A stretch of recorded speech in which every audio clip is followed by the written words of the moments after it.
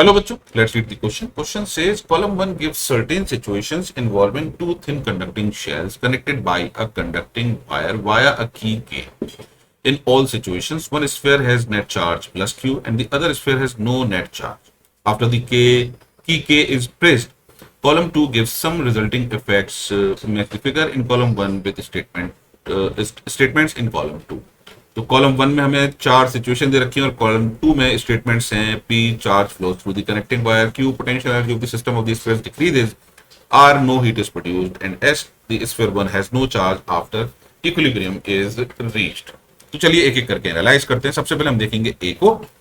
तो A के लिए हम देख सकते हैं A में जैसे हम की को क्लोज करेंगे तो ऑब्वियसली हमें मालूम है चूंकि दोनों का पोटेंशियल सेम होना चाहिए, तो चूंकि बड़े स्फीयर पर कोई भी चार्ज नहीं है तो डेफिनेटली छोटे स्फीयर से कुछ चार्ज फ्लो होगा। तो charge flows through the connecting wire, ये स्टेटमेंट हमारा ए के लिए बिल्कुल सही, यानी पी बिल्कुल सही है। अब आते हैं दूसरे पर, potential energy of the system of the spheres decrease. अब हमें मालूम है कि जब चार्ज फ्लो होगा तो चार्ज फ्लो होने पर नेचुरली सिस्टम की पोटेंशियल एनर्जी डिक्रीज होती है, क्योंकि ये फिजिकल लॉ है। सिस्टम स्पॉन्टेनियसली उसी डायरेक्शन में काम करेगा जिस डायरेक्शन में पोटेंशियल एनर्जी डिक्रीज होती है। तो हमारा क्यू स्टेटमेंट भी सही है। अब आते हैं आर पर, नो हीट इज प्रोड्यूस्ड। यहां हम देख सकते हैं चूंकि एनर्जी रिड्यूस हुई है तो बची हुई एनर्जी कहां जाएगी? It will be dissipated in the form of heat energy. तो ये स्टेटमेंट हमारा गलत है। And number S, the sphere 1 has no charge after equilibrium is reached, तो ये स्टेटमेंट हो जाएगा गलत, क्योंकि क्यू शेल 1 और शेल 2 दोनों पर ही चार्ज बचेगा। अब आते हैं बी पर। बी में हम देख सकते हैं शेल 1 पर चार्ज प्लस क्यू है और शेल 2 पर चार्ज नहीं है। अगेन सेम सिचुएशन होगी, चूंकि शेल 2 पर कोई भी चार्ज नहीं है तो हम यहां देख सकते हैं चार्ज फिर से फ्लो होगा जब तक दोनों का पोटेंशियल सेम ना हो जाए। तो charge flow through connecting wire, it is absolutely correct, यानी पी होगा। Potential energy of the system decrease होगी, ये बात भी सही है। और नो हीट इज प्रोड्यूस्ड, ये स्टेटमेंट गलत है।